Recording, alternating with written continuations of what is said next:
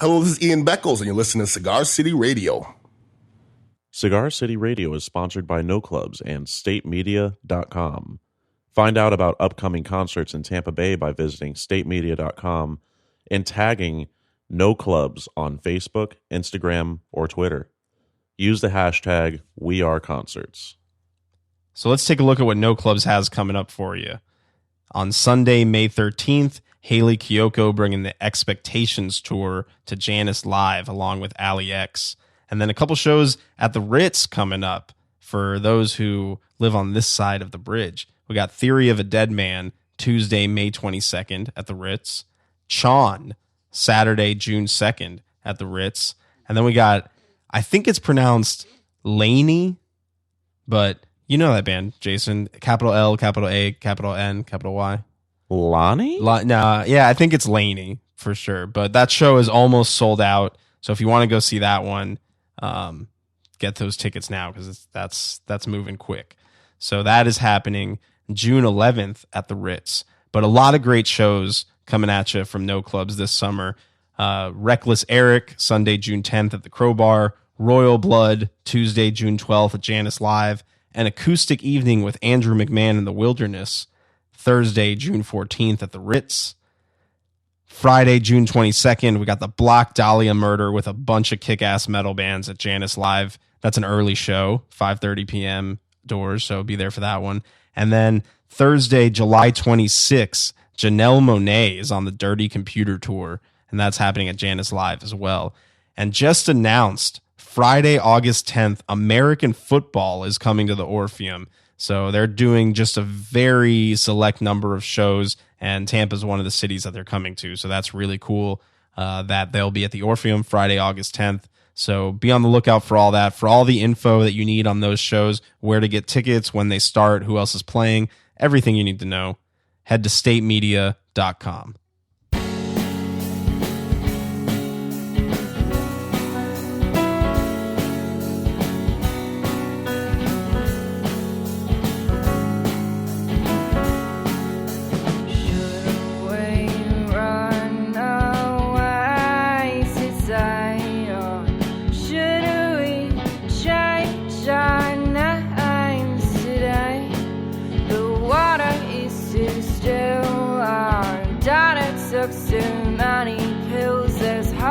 About sails and the trains are all derailed, and the lighthouse bows burn out. The sirens silent sound. I wish we heard it. It was so perfect, the echo of sound that left us last night.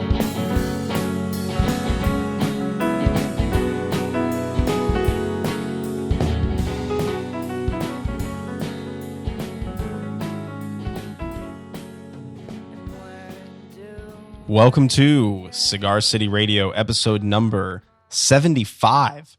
I'm your host, Randy Ojeda. The song you just heard was Collective Indifference by Julia Powell. It's from the EP Rice in a Bottle. Julia Powell actually has a new album coming out on the 18th, right? May 18th? Yes, May sir. 18th. Worldwide release. Worldwide. Yeah, as I said, I'm your host, Randy Ojeda, making the magic happen. A man who can't just meet me in the middle, Mr. Jason Solanas. Well, I mean, meet you in the middle sounds like exactly what I want to do. Yeah, there you go. Good point. Good point. The episode you're about to listen to was recorded live at the Symphonic Distribution grand opening, which happened in downtown Tampa on April 20th. It was quite the time. Tons of really cool music people and tech people and just people in the downtown community were there. And we had a blast hanging out and interviewing people and just taking part in the festivities, eating some Cuban sandwiches, Jason. Lots of Cuban sandwiches. Yeah, and watching the ribbon cutting and just having a blast there with Symphonic Distribution. So our guests on this episode are Jorge Brea, the CEO of Symphonic Distribution. He tells us a little bit about how Symphonic Distribution got started and what they do. And he's a really awesome guy. So, and then we talked to Sean Drinkard from the Tampa Downtown Partnership, who tells us about what's going on in downtown Tampa, why it's so important that a company like Symphonic Distribution is in downtown Tampa, and what we can expect for the future of the area. That was a really cool conversation. And then after that, we followed things up with Mike Mass and Ned Pope, who are two local artists in the area. Mike Mass is somebody I've known for a long time, as we discussed in the episode. And he performed at the Symphonic Distribution grand opening. He releases music through Symphonic Distribution, so definitely has some really good insight. This is just part one of our coverage of this event. We have a bunch more interviews coming up with JT Brown, FaZe Jones, and some other people that we talked to at the event. So we couldn't fit it all in one episode. We had to split it up for you.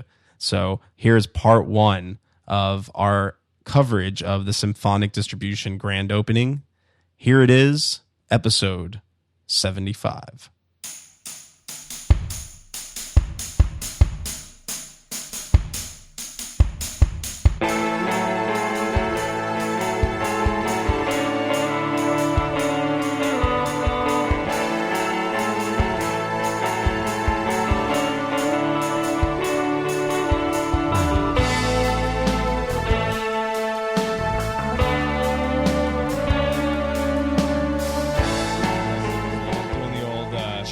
Yeah, the Jimmy Hart bit, Bobby Heenan routine. That's there right. you go.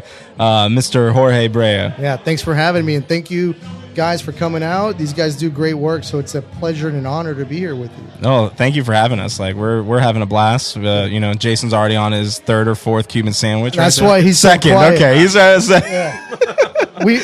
That's the reason he's so quiet. Yeah, of course, exactly. Nice. So let's go back to the beginning here, since we're with the man himself. What was the idea behind starting Symphonic Distribution? Where did things begin? Sure. So I was a producer and DJ that always wanted to have my own record label. Yeah. And at the time, this was like mid 2000s. I didn't have any money to do so. You know what I mean? Physical was still kind of like a thing. You had to put vinyl out. You had to go to record stores like religiously to buy like electronic music, which is what I was producing. And I just didn't have the money to do so. So I decided, there's like a digital trend going on. Maybe I'll just release my music digitally through like my own imprint on like a store called Beatport in iTunes and even direct to fans. Mm-hmm. So I did that, and surprisingly, a few people bought it to the point where it's like, hey, something's happening here. I started working with other artists. That music sold, and then I thought maybe I could probably help and help digitize other sorts of catalogs as well. So I started doing that, and that's kind of how Symphonic was born. So it was sort of seeing that there was a growing business happening as well. Yeah. So this was just started like just you like in your room type thing, or very much in like my parents' room, or actually my parents gave me kind of like my own sort of like music studio office area. That's cool. So I had like my bedroom, and then right next to it I had like my own music production setup. So I would play like super duper loud music while my mom was watching Supermarket Sweep and stuff like Sure, that. yeah, So, it was really cool. And then when did things go from like, okay, this is something that I'm doing. Oh, you all right, Jason? Yeah, keep on. When did this go from this is something that I'm doing to now this is a business, this is a company? It pretty much started pretty quickly, like Q1 of like 2007. 2007, yeah. I mean, the business started in 2006, and I really started to see some growth and potential pretty immediate. We distributed one of like Deadmau5's first ever songs. Really? And this was before he became the Deadmau5 that we know today. Was he wearing the thing at that point? He was wearing Okay. it, but not as advanced back then. Yeah. So that really, helped pop us off. And then we started just distributing other music, and we would send out newsletter blasts, very guerrilla style even back then. And content kept on coming in and just started to grow from there. So Wow. It was good timing, I would say. Yeah, very good timing. Yeah, for sure. And when did you get your brother to join up with you? So he joined in February of 2009. The good thing is my brother is part of my influence of the business in general. So I would go to the record store, pick out, vinyl records that, he wanted me to pick out so that way he could play and DJ. So he kind of got me into the music thing to begin with. And then I thought, hey, this is starting to turn legit. I need a guy with some sales experience to sort of help me run the business. And that's what happened around 2009. So, and now I don't actually know this. So, are you the older brother or the younger brother? I am the younger brother, but he is really fit, and he's, he looks like way better than I do. So, a lot of people call him the younger one now. But he's got more white hair than I do. That's so, what. Yeah. You guys can fight over that. Yeah, exactly. And we do all the time. Yeah. So, Do you guys still have brother type fights even in the office? Sometimes we contain it pretty well. Yeah. We'll have disagreements, as we call it, but we keep it pretty professional and obviously love the guy, and hopefully he feels the same. If he hears this, he better be tearing up a little bit. You know what I mean? Yeah. So, hope so. Yeah. So you were based out of like Wesley Chapel for a while, right? Correct. Doing things out there, and then it was earlier or later last year, I think, like around October, that you moved into this space. Yeah. So we were, I moved to Wesley Chapel out there in 2005 or 6 or so, and the business just kind of naturally started out there. But I've always wanted to come back to Tampa, not like it was super far away or anything. Sure. But we saw this opportunity to get in this space here on top of the Tampa Theater, and it was too good to pass up. And since October, we've been in here. It took us about a year to renovate the space just due to permitting and good old Tampa. Yeah, I mean, it's a historic building, so you got to follow the rules. Definitely. But it was a good experience. It looked a lot different a year ago, that's for sure. Yeah, well, we were even talking about that earlier, that when we first came here into this space was probably at the end of last year, and even then it looked very different. Yeah, and now it's just you got a lot of great art, and the space, it feels like a great place to come and hang out and definitely work. Yeah, I mean, the art is important. It's done by Basque, who's done a tremendous amount of stuff in St. Pete, throughout Tampa. He's just as important to the company as the rest of the staff members, because his art is a big influence and a big tribute to the clients, and even part of what we are as a culture as well. So yeah, that's really cool. Yeah, for sure. So, well, what's your favorite part of the culture here? Like, what's the key aspect of that culture? What I like about just this company in general is that anybody has the opportunity to make a big impact. If you have a great idea, you can actually see it through and actually put it into motion. I mean, smaller companies, that's always easier because you don't have the corporate sort of hierarchy, so to speak. Mm-hmm. So that part is really, really fun, just to see creative ideas, and especially in the technology side, anybody that can just kind of create something in a day that it's like, yeah, let's integrate this and let's do it. So I like that a lot. Yeah, that is really cool. Yeah. And I guess that's part of the nature of being, this is the wild west now with music. Very much.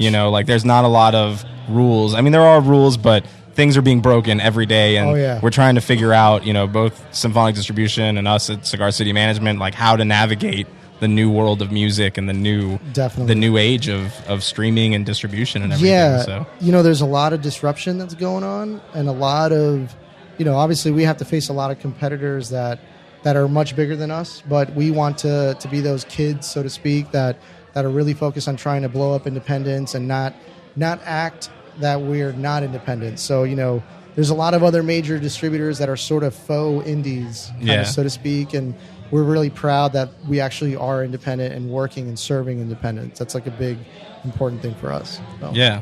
No, I mean, we've been working with you guys for a while on distribution, and, it's been great to be able to call and talk to somebody directly and have that direct relationship with our distributor, and have it be somebody that we can sit down with. And I'm going to toot your horn because you guys do great work. You guys are always constantly putting on awesome artists. So it's no BS. They're not handing me any dollar bills or anything right now. I'm a humongous fan. So it's really, really awesome to finally be able to work with you guys. Yeah, we appreciate that. And it's great to have this in our backyard. Definitely. There was the first time we got together and we sat in and talked, I was like, we have to work with these guys because, it's about not just about doing what we're doing, but about supporting the community and supporting the local scene. And, I like being able to come up with you guys in some way. Definitely. And I think you guys are on track to do a lot of big things as you've already done. So it's going to be exciting for us to see what you guys do, for sure. Thank you. That makes me feel good. It better. And thank you for sporting the hat. No one can really see this live as I say it, but it's like even supporting in actual wearing of the merch. Check the Instagram and the Facebook. You'll see me what's rocking up. the Symphonic hat, and I'll probably be rocking it in a lot of other episodes. Let's be real. I appreciate. I like that. Yeah. So for some people listening, actually, they might not even know what symphonic distribution is or what Sure. you do. So we want to give us like kind of the quick pitch, if you will. Like, what Yeah. is symphonic distribution? Absolutely. So, effectively, if you were a musician or you're a record label that works with musicians, you can come to us and we'll put your music on Spotify, Pandora, Apple Music, and all the other online outlets that are out there. The reason that you have to work with a company like us is because all of these different retailers and streaming providers, they all have different ways of how they intake music, different standards, different specifications, different types of metadata standards, etc. So what we try to do is we give you one place to upload it and obviously then deliver it and make it easy so you can focus on the promotion of it. In that sense, in addition, we also work to try to help develop records and put any sort of marketing strategy around how to push it on Spotify, get you on playlists, all these different things that are now a part of the music industry aside of just standard distribution. So. Yeah. And I can attest to that too. Your marketing team and Jeanette, they're always she's very in touch with me when we have releases, and where I'm always sending her different press stuff that we're getting and just trying to help her help us. And Right. you've already been doing that for a lot of releases. releases. And we hope that gets even better and better. I mean, we want to sort of effectively be the PR and marketing department for record labels and musicians so that they don't have to necessarily spend any funds in order to do so. In exchange, obviously, we get a percentage of royalties, but it's always pretty fair, something along 10-15% range or even 20. It depends on how much the involvement becomes at that point. Yeah. And that's great because, when you're starting out with an independent group and you have a small budget, it's hard to put $2,000 a month into PR Exactly. and another, whatever into radio promo or whatever it is that you're doing, so to have some resources coming from your distribution company is fantastic. Definitely. Yeah, no, and I just think that nowadays it's vital. If we don't do that for clients like you guys, it's just impossible to see all of us grow. And so it's an important piece. Yeah. Yeah, and that's what it's really cool. It really feels like we're partnering with you and not just, throwing our stuff at you. Right. Yeah, no, and we want you guys to bug us. So bug away and keep us posted and talk because that's what helps us get better and better. Hey, we will. We definitely will. You asked for it. I know, right? Yeah. My phone is going to be blowing up at like 3 a.m. now. Just from messages from me and Jason. Yeah, I love it. I love it. So you got the big office, beautiful space, and on top of the Tampa Theater. You're working with Rock the Park and other cool events. What's next for Symphonic Distribution? What's the next step? Yeah, so for sure we're going to be making some announcements soon in the near future of more kind of like promotional types of technology tools that are going to be available to clients, which I think will help really with Spotify promotion and things of that nature. Other than that, it's really just continuing to build out the team to make sure that we're doing what we can for each and every client, and then we plan to do some interesting stuff with the Tampa Downtown Partnership. Can't really talk about it, but I think folks along the Riverwalk specifically will really, really dig it. Ooh, you hear that teaser? Yeah. Should we ask our boy Sean from the Downtown Partnership? So that's what can we reveal? Maybe Jeanette can tell you. Yeah, all right. Off the record. But I think it's a good opportunity as well for your artists and your music as well. So that's going to be pretty cool. I can't wait. I'm already feeling it. Definitely. I'm into it. Yeah. And I'm into this view too. Yeah. You guys can't see this view, but it's pretty nice being here in downtown Tampa. You got the roof of the hub right under you, which is interesting in and of itself. Shout out to the hub. Yes, for sure. love that place. Yeah.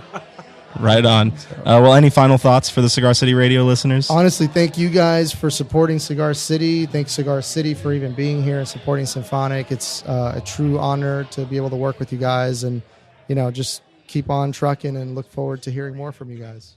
It's the ribbon was just cut moments ago, and now we are sitting with Sean Drinkard from the Tampa Downtown Partnerships Group, who are.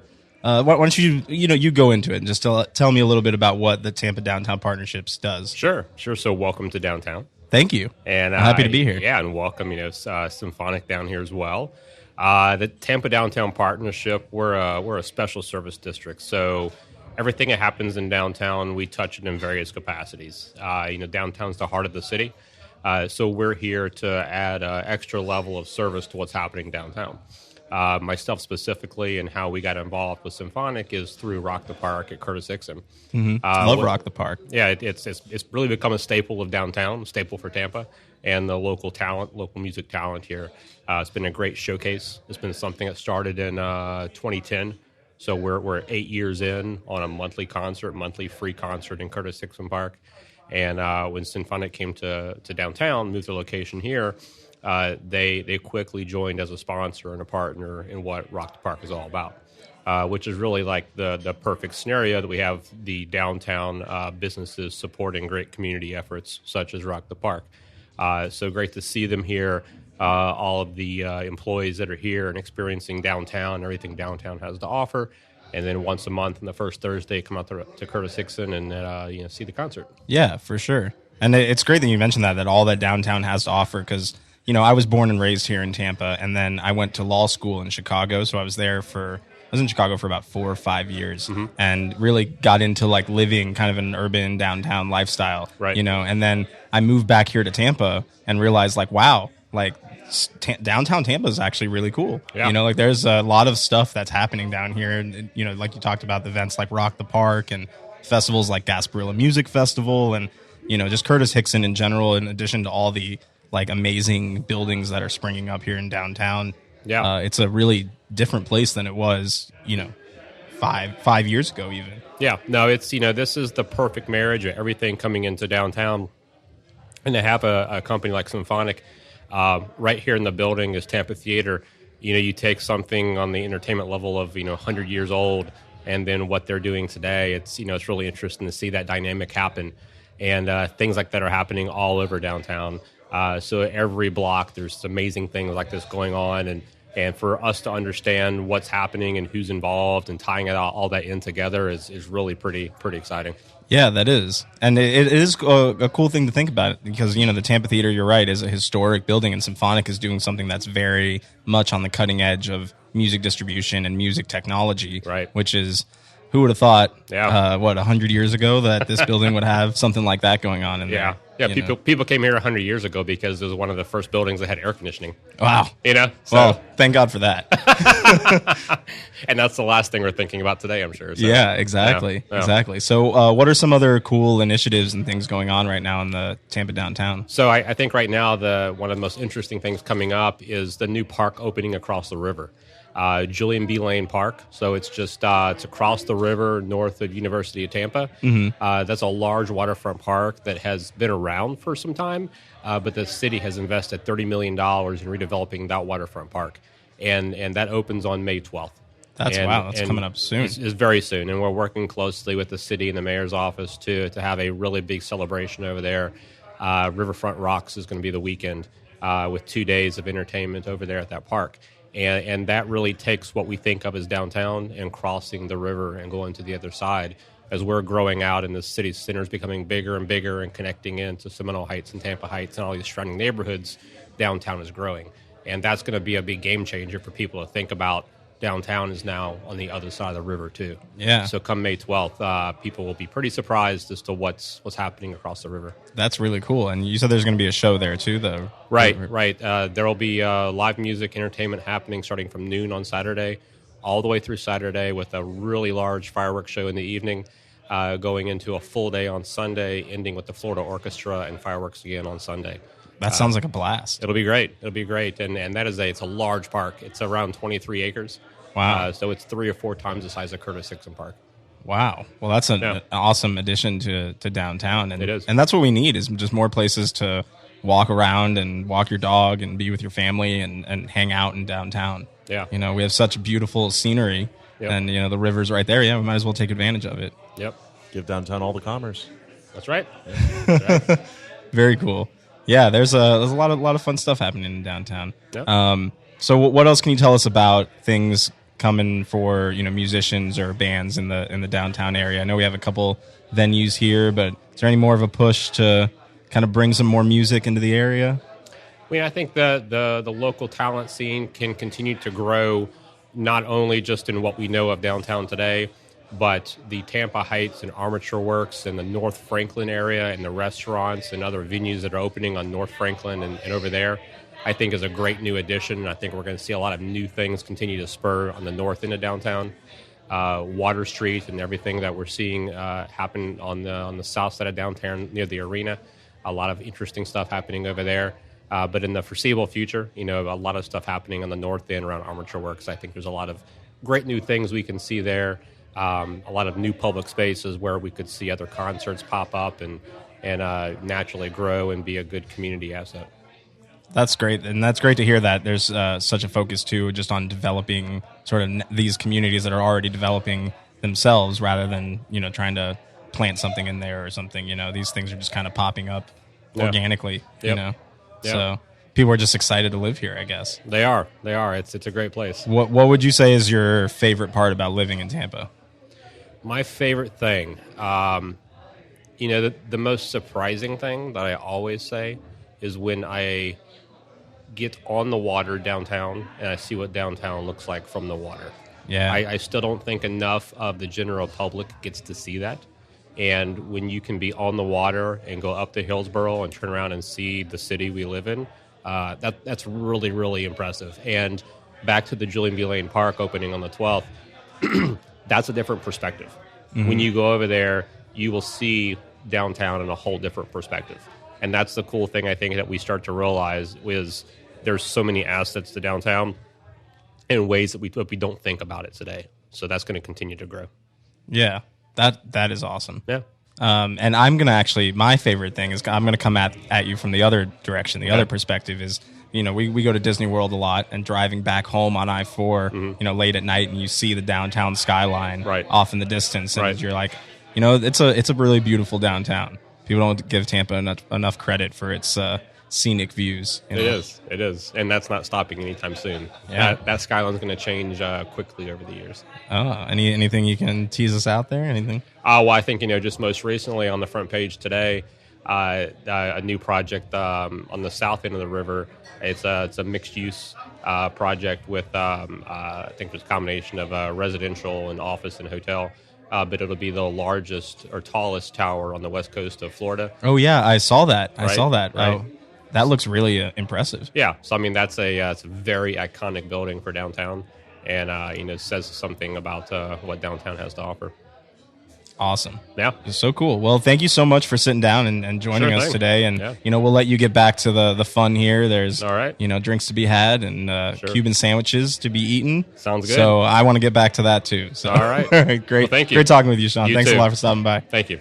Distribution grand opening is today. We're here in the Tampa Theater. We're not hanging out with somebody who's about to perform in a little bit, Mr. Mike Mass. Yo, what up? Also joined by Mr. Ned Pope. Good afternoon. So what's going on, guys? What you got going on right now? Ain't nothing, Randy. You know what I'm saying? Like, shout out to you, first of all. Me and Randy you. go back. Cigar City Radio. We go back to USF, man. Yeah, man. Like, way back, man. He's been around since the whole Mike Mass come up from the teenage years. Yeah, that's true. Shout out to Dynasty. She was always through this whole situation, too. Shout She's out here. to Anonymous and Kid Anonymous. Anonymous. Oh, man. He's out here writing plays in New York now. Yeah, now he's like a scholar or something. Yeah, he's out here writing screenplays for like movies in LA now. Yeah, and, like he's a huge deal. So yeah, we came a long way, man. But here we are, Symphonic, the grand opening.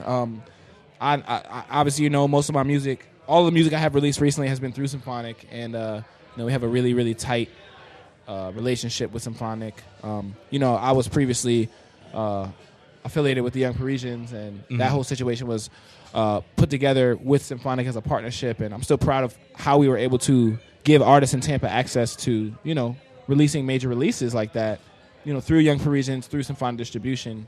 And Ned Pope also, was a big part of the acquisition of that distribution for the Young Parisian artist. And like I said, it was always about just helping the artists in Tampa to be respected as peers nationally of the other artists. Because, we've always had a higher level of talent here. Yeah. You know what I'm saying? And we've talked about that for ages, man. Always. We have a higher level of talent here than other cities. I travel a lot, so I can tell you. I've been to New York. No disrespect to their scene, but, we have good MCs here, man. You know what I mean? And same thing with LA, same thing with Atlanta. We have something to offer the country as far as, a culture.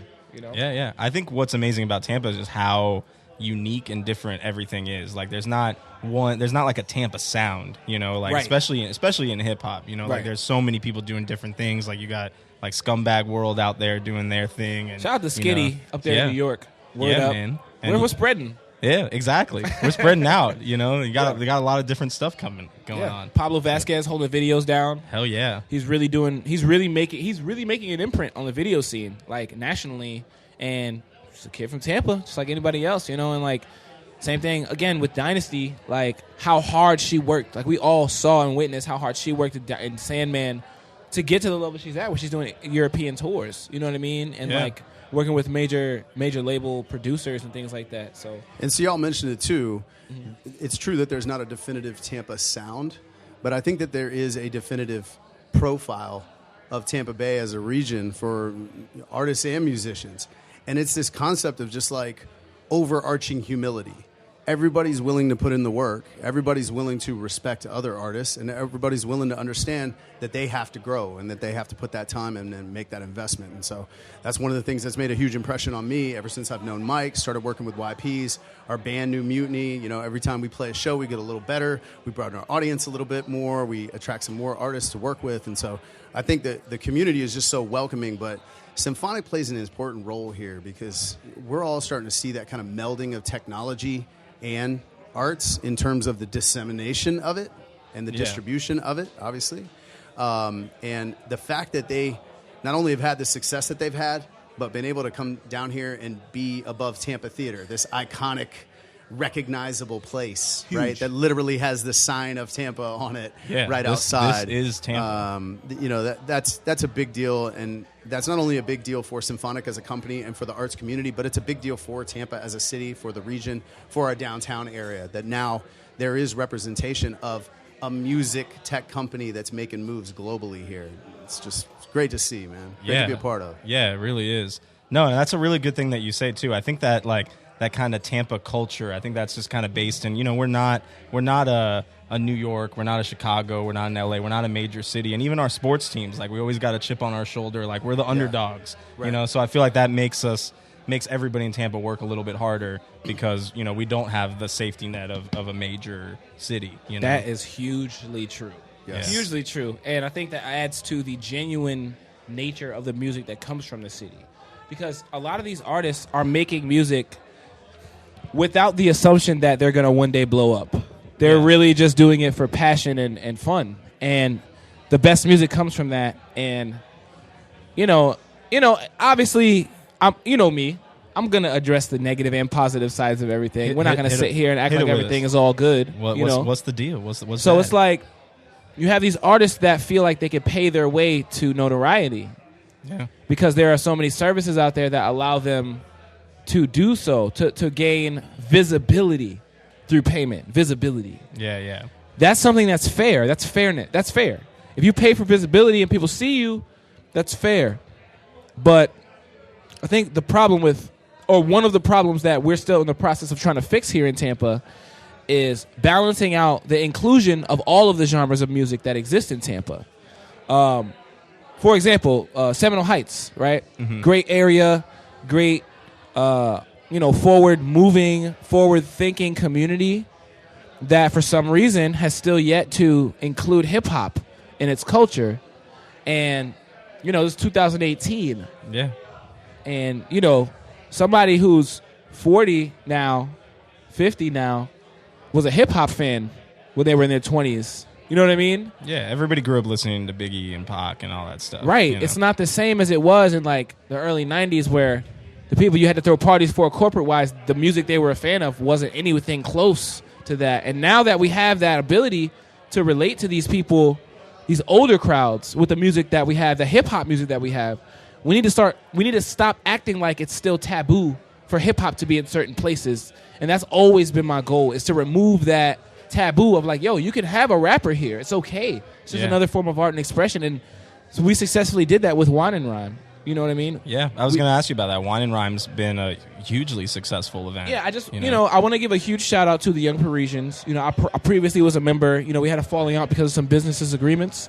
But it's still a platform, Wine and Rhyme, where artists that are local can get on stage and really exhibit their talent in a classy atmosphere in a comfortable atmosphere where the focus is the music and the focus isn't the drinking, the focus isn't the party or the DJ, the focus is the talent. And it has and continues to create opportunities for all the artists involved. And I'm proud of that. I know Ned's proud of that as far as just what we've been able to cultivate. And moving forward, we have a lot bigger plans for Tampa as a city and how we're going to, create the resources that the Tampa artists need to be considered national peers. They need the quality, recording, the quality rehearsal. They need the quality graphic design, quality video work, and quality photography. Yeah. And what we're doing is making sure that the artists who deserve that quality, and when I say deserve, I mean the artists who have exhibited the skill, who have exhibited the work ethic to show that they have the ability to sustain, being on a major level, we want them to have access to the resources needed for them to get to that point. That's what's up, man. And the real shit. That's it. That's really all it is right there. Me and Ned trying to make Tampa the city where our artists can get to the next level without having to worry about going to a major city or moving to Atlanta or moving to a New York, Yeah. Let's keep it here. Let's keep it local, Yep. That's awesome, guys. So anything that you can tease, anything coming up soon that the listeners should know about? Talking about New Mutiny. Yeah, tell me about We got New a lot Mutiny. of stuff. I mean, New Mutiny was a band that Mike and I put together a couple years ago now. We feel like we've got some of the best talent in the community, but obviously that's a subjective viewpoint. There's a lot of talent here. There's no quote-unquote best. But we're really comfortable in our own skin in terms of like what we do as a band and what we do as individual creators. And the whole concept was to bring everybody together so we could play shows in environments that we appreciated. We could have fun playing music together and writing music together, but it would never supersede what we were trying to do as individual artists. It would serve as something that would be a platform. So every time we play a gig, if we do a bunch of covers, we always make sure that Mike has 3 of his originals in there, or I have 2 or 3 of my originals in, or Kat or anybody else. Julian Carrington is one of our bandmates. So it's like a Sabi collective. is somebody who's Like a got an album collective. dropping. Everybody's got an album dropping. Yeah, more like a collective than a band even. Yeah. But man, when you're up on stage, it's all for the team. You know what I'm saying? You start to vibe and you start to feel that energy, and that gets reciprocated by the audience. One of the things that I'm seeing, not to divert too much, but to build a little bit on what Mike said before, my full-time job is in tech. I work for Nielsen. We got an office in Chicago, right up y'all's way too, and what I'm seeing here is this shift in that talent from other areas that might not have ever considered Tampa Bay as a place that they would actually want to go and live.